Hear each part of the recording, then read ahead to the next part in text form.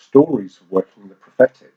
Um, at one point, I was asked to be part of a prophetic cafe at a prophetic conference called the Four Winds Conference.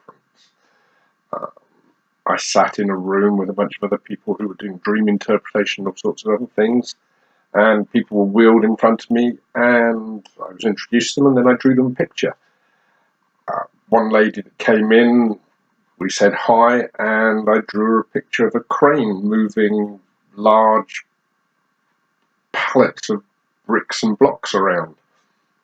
And just explained that I thought it was God telling me that she was carrying a weight that other people couldn't. The story that grew out of that from her, as she told me about what was going on in her own life and how she was working with a very disillusioned pastor and walking with her, was absolutely incredible. And she said it just felt like God was saying to her, "Yep, what you're doing is the right thing, and I'm pleased with you." Another occasion, I was asked by a woman to do a picture for her daughter. The child, I knew nothing about the young girl, but I said to her, give me a little while and I'll see what I can come up with. And I asked God for a picture, and he gave me a picture of a girl on the back of a tiger, dressed in armour, carrying a shield and sword, and sort of leaping into battle.